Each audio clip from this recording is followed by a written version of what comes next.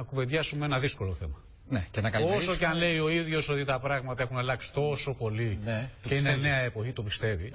Το πιστεύει. Αυτό λέω. Εγώ θέλω να βάλω και την πρώτη ερώτηση. Να καλημερίσουμε λοιπόν τον κύριο Στέριο Πιτσιόρλα, είναι ο πρόεδρος του ΤΑΙΠΕΤ μαζί μας. Σίγουρα. Τι θα γίνει με τα ασημικά? Θα αφήσετε για κανένα μέσα στο ντουλάπι? Όχι για να κάθεται στο ντουλάπι, αλλά να το έχει το κράτος περιουσία, να το λειτουργήσει σωστά και να πάρει αμέσως τα κέρδη του. Νομίζω ότι είναι λάθος η θεωρία των ασημικών. Για να δούμε. Έχουμε αυτή τη στιγμή δύο εικόνες. Έχουμε την εικόνα μιας Ελλάδας η οποία προσπαθεί να αντιμετωπίσει τεράστια προβλήματα, προσπαθεί να ξαναμοιράσει μια πίτα που μικραίνει συνέχεια, και έχουμε και από την άλλη μια εικόνα προσπαθειών που γίνονται για να μπούμε ξανά στον δρόμο της ανάπτυξης. Να απελευθερώσουμε δυνάμεις που υπάρχουν, που έχουμε, να αξιοποιήσουμε δυνατότητες που έχουμε και να μπορέσουμε να ορθοποδήσουμε. Εμείς να τα αξιοποιήσουμε ή να τις αξιοποιήσουμε? Να τα αξιοποιήσουμε εμείς. Να τα αξιοποιήσουμε εμείς. Μιλάμε λοιπόν για τον ΟΛΠ. Και ακούω τα επιχειρήματα ότι το δημόσιο θα χάσει, ότι θα είχε πολύ μεγάλα έσοδα κλπ. Έχω την εικόνα της τελευταίας πενταετίας μπροστά μου. Η εικόνα της τελευταίας πενταετίας λέει ότι το δημόσιο κάθε χρόνο από όλη τη λειτουργία του ΟΛΠ έπαιρνε ελάχιστα έσοδα. Θα σας τα πω. Βεβαίως. Τι μέρισμα έπαιρνε το δημόσιο. Το 2010 πήρε 373.000. Το 2011 πήρε 185.000 ευρώ. Το 2012 πήρε 920.000. Το 2013 πήρε 2.320 και το 2014 πήρε 1.800. Μάλιστα. Αυτά ήταν τα έσοδα του δημοσίου, τα καθαρά έσοδα, ως μέρισμα που τα έπαιρνε από τη λειτουργία όλο του ΟΛΠ. Αυτά τα 5 χρόνια εισέπρατε ΟΛΠ ως ενίκιο για τον ένα προβλήτα που έχει νοικιασμένο η Κόσκο τα προηγούμενα χρόνια, εισέπρατε κάθε χρόνο, ακούστε νούμερα, το 10 26 εκατομμύρια, το 11 29 εκατομμύρια, το 12 31 εκατομμύρια, το 13 34, το 14 36 εκατομμύρια. Και πού πηγαίναν αυτά τα λεφτά? Αυτό είναι το ερώτημα. Χρηματοδοτούσαν τα ελλείμματα της λειτουργίας του υπολείπου ΟΛΠ. Με συγχωρείτε κύριε Πιτσιόρλα, να θέσω το ερώτημα το εξής. Αντί λοιπόν να μπούμε σε μια διαδικασία, επειδή εμείς δεν μπορούμε να τα διαχειριστούμε καλά, πάμε να τα πουλήσουμε, δεν υπάρχει ο αντίλογος που λέει ότι και γιατί δεν το συμμαζεύετε το μαγαζί? Καταρχήν δεν πουλάμε τίποτα. Δεν το συμμαζεύετε το μαγαζί, δεν πουλάμε τίποτα. Να μείνει σε εμάς. Υπάρχει μια παραχώρηση. Και να έχουμε περισσότερα έσοδα. Και να μείνουν για τα έσοδα. Καταρχήν να δούμε την εικόνα. Η εικόνα είναι αυτή. Ναι. Από το μεγαλύτερο... Τα κάνανε μαντάρα. Λοιπόν. Το κάνανε μαντάρα όμως, γιατί οι άλλοι είναι πιο έξυπνοι για να τα κάνουν σωστά? Δεν μπορούν να υπάρξουν έξυπνοι που θα τα κάνουν σωστά εδώ? Μισό λεπτό λίγο. Καταρχήν δεν πουλάμε τίποτα. Παραχωρούμε τη χρήση του λιμανιού, τη διεύθυνση του λιμανιού για 40 χρόνια. Το παραχωρούμε σε μια εταιρεία που έχει μια παγκόσμια εμβέλεια, που έχει μια τεχνογνωσία πολύ μεγάλη και η οποία θα μας εξασφαλίσει το ότι το λιμάνι του Πειραιά θα γίνει η πύλη προς την Ευρώπη όλων των προϊόντων της Ασίας. Το δημόσιο, σύμφωνα με όσα έχουμε προβλέψει στη Σύμβαση Παραχώρησης, θα έχει τον έλεγχο όλης αυτής της διαδικασίας. Θα είναι από πάνω. Το μόνο που παίρνουν ουσιαστικά είναι η τεχνογνωσία, είναι η τεράστια εμβέλεια αυτού του operator, είναι η δυνατότητά του να προσελκύσει, να φέρει τεράστιους όγκους εμπορευμάτων και να τα διακινήσει προς την Ευρώπη. Από αυτό εμείς θα έχουμε τεράστια ωφέλη ως χώρα, καμία ζημία. Διότι, επαναλαμβάνω, το λιμάνι δεν θα φύγει, εκεί θα είναι. Και όλα είναι ρυθμισμένα έτσι, ώστε το δημόσιο να έχει τον λόγο εκεί που πρέπει να τον έχει. Σήμερα αυτή είναι η παγκόσμια τάση.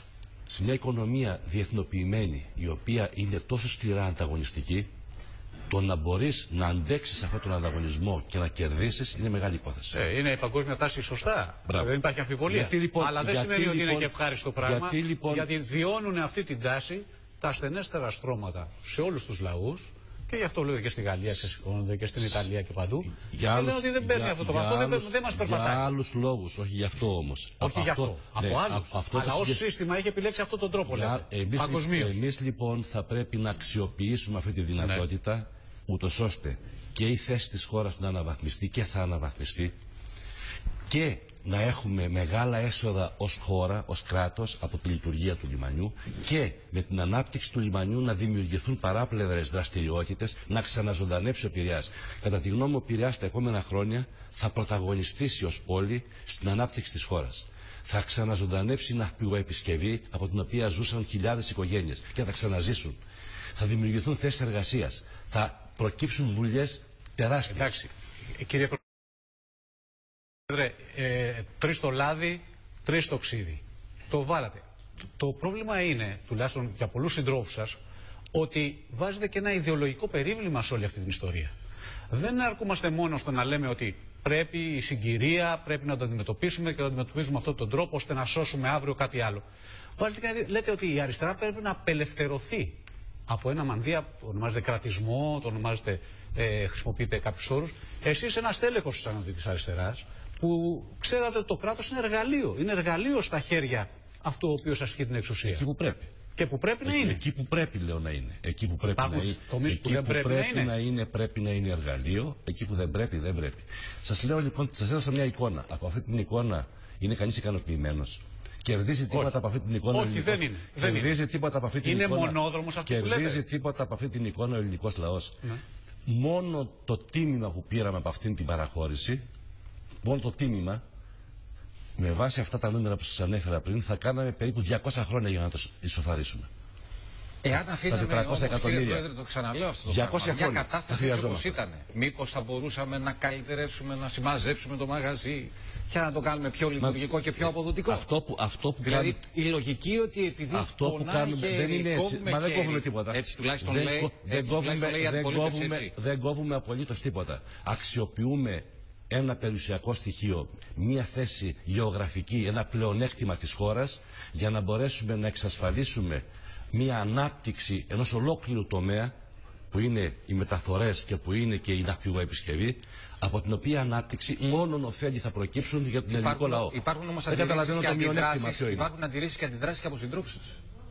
Είναι λογικό να γίνεται μια συζήτηση. Ρωτάει και λέει, όπα, τι γίνεται εδώ πέρα, θέλω εξηγήσεις. Είναι λογικό να υπάρχουν και διαφορετικές απόψεις και να γίνεται συζήτηση ζωηρή. Όπως αυτή τη στιγμή γίνεται συζήτηση για όλα τα θέματα. Το ερώτημα είναι, θα συζητάμε βλέποντας το μέλλον ή θα συζητάμε βλέποντας το παρελθόν? Για να πάμε θα στο συζητάμε μέλλον. Βλέποντας πώς μπορούμε να κερδίσουμε σαν χώρα ή θα συζητάμε πώς θα μοιράζουμε τη μιζέρια μας? Έχετε εκτιμήσει, θα πιάσουμε τα 3 δις μέσα στο 16?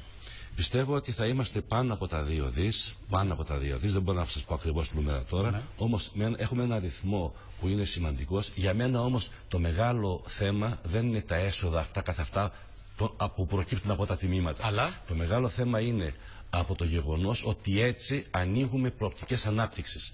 Δηλαδή, να σας πω για τον ελληνικό λαό και για την Ελλάδα. Για τον ελληνικό λαό και για την Ελλάδα. Να σας δώσω μια εικόνα.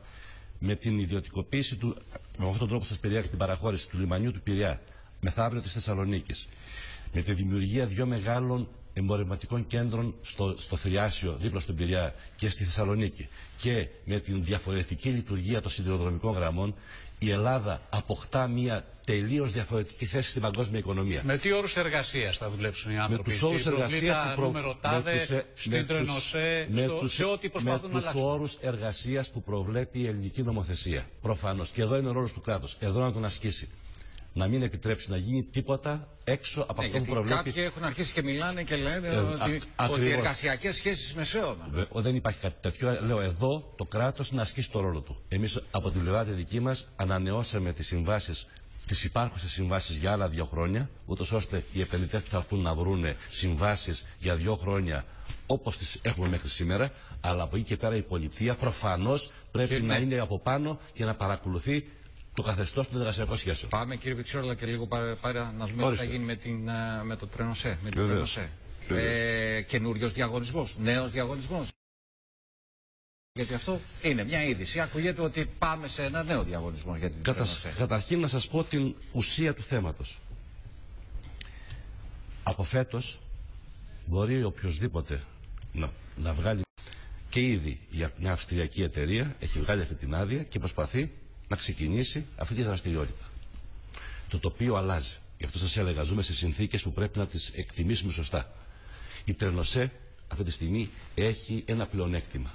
Έχει πελάτες, έχει την προϊστορία, έχει μια σύμβαση με το δημόσιο για τις επιβατικές γραμμές που έχει εξασφαλίσει μια επιδότηση, γιατί είναι άγονες αυτές οι γραμμές. Έχει και μια απαξίωση χρόνων, την οποία οδηγήθηκαν πολιτικές ηγεσίες, ώστε το τίμημα να είναι συγκεκριμένο. Ταυτόχρονα έχει μια απαξίωση. Το πρόβλημα δεν είναι ότι θα είναι το τίμημα μικρό λόγω της απαξίωσης. Το πρόβλημα είναι ότι δεν μπορεί να ανταποκριθεί στο ρόλο της αυτή τη στιγμή. Δεν μπορεί να μεταφέρει τα προϊόντα που θα μπορούσε να μεταφέρει σήμερα. Και από αυτό χάνουμε σαν χώρα. Αν λοιπόν και εδώ έχουμε μία λειτουργία διαφορετική της Τρένοσέ, τότε από αυτό πάλι η Ελλάδα θα ωφεληθεί. Και επίσης, επειδή μου είπατε για το αν υπάρχει ενδιαφέρον, δεν υπάρχει. Υπήρχε και υπάρχει ενδιαφέρον μεγάλο. Υπήρχαν 3 προσφορές. Όχι προσφορές. Υπήρχαν ενδιαφερόμενοι. 3 ενδιαφερόμενοι. Ναι. Οι οποίοι τι έγινε. Ξαφνικά εξαφανίστηκαν και λέτε τώρα καινούριος διαγωνισμός. Υπήρχαν ενδιαφερόμενοι, εξακολουθούν να υπάρχουν. Έχουν προσθεθεί και άλλοι ενδιαφερόμενοι. Αυτή τη στιγμή πρέπει να σας πω ότι γύρω από την Ελλάδα υπάρχει ένα μεγάλο επενδυτικό ενδιαφέρον. Υπάρχουν λοιπόν και άλλοι που δεν μπορούν. Πότε έλυγε η πρόσκληση ενδιαφέροντος? Υπάρχουν και ακόμα δεν έχει λήξει. Υπάρχουν και άλλες εταιρείες που θέλουν να μπουν στο διαγωνισμό, που τυπικά δεν μπορούν να μπουν.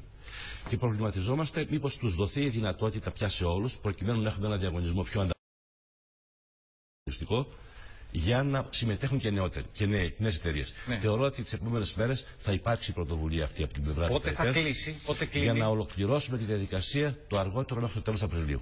Μέχρι το τέλος Απριλίου θα έχουμε όλες τις προσφορές. Θα έχουμε τελικές προσφορές. Τελικές προσφορές. Υπήρχαν 3 μέχρι στιγμής, αν δεν απατώμε έτσι. Μια ρώσικη, μια ρουμάνικη. Υπάρχουν 2 εταιρείες που είναι παράλληλα, είναι η Τρένοσέ και η ΕΣΤΗ. Για τις 2 εταιρείες υπήρχαν αρχικά 6 ενδιαφερόμενοι.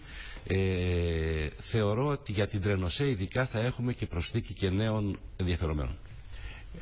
Ο τρόπος που προσεγγίζεται τα πράγματα κάνει μάλλον εύκολη τη συνεπαγωγή ότι χρειάζεται άνοιγμα στην κεντροαριστερά. Χρειάζεται άνοιγμα στην κεντροαριστερά, με πόλο βεβαίως το ΣΥΡΙΖΑ, που σημαίνει ότι βλέπετε πολιτικές δυνάμεις που μπορούν να συνοδοιπορήσουν μαζί σας. Εμένα δεν μου αρέσει ο όρος κεντροαριστερά εδώ και πολλά χρόνια. Και από τη δική μου τη μεριά έχω κάνει και πολλές κόντρες στο παρελθόν γύρω από το θέμα αυτό. Είναι γεγονός. Εμένα μου αρέσει να μιλάω για την αριστερά που εκπροσωπεί ο ΣΥΡΙΖΑ και για τις δυνάμεις που μπορούν να συσπηρωθούν γύρω από το ΣΥΡΙΖΑ. Ποιες είναι αυτές πολιτικά? Ο ΣΥΡΙΖΑ αυτή τη στιγμή είναι ο βασικός πόλος σε όλο τον προοδευτικό χώρο. Έτσι είναι τα πράγματα. Είναι η κυβέρνηση, έχει την πλειοψηφία. Έχει ένα πρόγραμμα ανασύνταξης της ελληνικής κοινωνίας. Παίρνει πρωτοβουλίες πάρα πολύ σημαντικές και πάρα πολύ τολμηρές. Και θα πρέπει να συνεργαστεί με ποιον? Πιστεύω λοιπόν ότι ο ΣΥΡΙΖΑ πρέπει να συνεχίσει την πολιτική που ασκεί. Ήδη αυτό που στο δικό μου τομέα κάνει πολύ τολμηρά πράγματα και εφόσον συνεχίσει κατά αυτόν τον τρόπο, θεωρώ ότι θα μπορεί να ασκεί μια ευρύτερη επιρροή σε όλο τον πολιτικό χώρο. Δεν είναι υποχρεωτικό να υπάρχουν συνεργασίες κυβερνητικές, συνεργασίες πολιτικές. Σημασία έχει ποιος βάζει το πρόγραμμα, το στίγμα, το πολιτικό και το ιδεολογικό και ποιος καθοδηγεί την πορεία της χώρας. Σαφές. Υπάρχουν σήμερα πολιτικές δυνάμεις που μπορούν να ανταποκριθούν, αν το θελήσουν οι ίδιες, στο κάλεσμα του ΣΥΡΙΖΑ, αν υπάρχει απέναντί τους? Και φέρνω ένα παράδειγμα. Όταν ο Πρωθυπουργός καλεί τους αγρότες για διάλογο. Δεν λέω κοινωνικές ομάδες, μισό λεπτό λίγο. Αυτό είναι ένα δείγμα. Σε αυτό το διάλογο για το ασφαλιστικό, για το αγροτικό, οφείλουν να μπουν όλοι. Οφείλουν να μπουν όλες οι πολιτικές δυνάμεις. Και πιο πολλοί από όλους οφείλουν όσοι έχουν αναφορά στον προοδευτικό χώρο και όσοι θεωρούν ότι πρέπει να υπάρξει και μια αντιπαράθεση με τις ακραίες νεοφιλελεύθερες απόψεις. Δικό τους είναι το πρόβλημα και δεν είναι πρόβλημα του ΣΥΡΙΖΑ. Σας ευχαριστούμε. Όχι, θα ήθελα. Μια τελευταία ερώτηση, αν με επιτρέπεις. Ελληνικό. Μεγάλο θέμα. Έχετε πει εσείς ότι όταν θα τελειώσει αυτή η ιστορία μπορεί να αλλάξει ακόμα και την ελληνική οικονομία αυτή η επένδυση? Όταν θα ξεκινήσει η υλοποίηση του ελληνικού, γιατί πρόκειται για ένα πολύ μεγάλο έργο, 6 δις επένδυση. Πολύ μεγάλο. Θα επηρεάσει όλη την Αττική προφανώς, θα την αναμορφώσει, θα την αναδείξει, αλλά θα δημιουργήσει και τεράστιες προοπτικές αναπτυξιακές. Πότε τελειώνει? Θέλω να πιστεύω ότι μέσα στην άνοιξη του 2016 θα αρχίσουν οι διαδικασίες αδειοδότησης για να ξεκινήσει η υλοποίηση του έργου. Θέλω να πω μια τελευταία κουβέντα. Σαν χώρα οφείλουμε να αξιοποιήσουμε τις δυνατότητες που έχουμε. Αν δεν το κάνουμε, θα κάνουμε κακό στην προοπτική της χώρας και στον ελληνικό λαό. Αν συνεχίσουμε να συζητάμε με όρους ιδεολογημάτων και κοιτώντας προς το παρελθόν, θα συνεχίσουμε να βαθαίνουμε την κρίση που ζει τώρα ο ελληνικός λαός. Ο ελληνικός λαός περιμένει όχι συνθήματα, περιμένει λύσεις στα μεγάλα και πιστικά προβλήματα. Σε αυτό πρέπει να ανταποκριθούμε. Ωραία.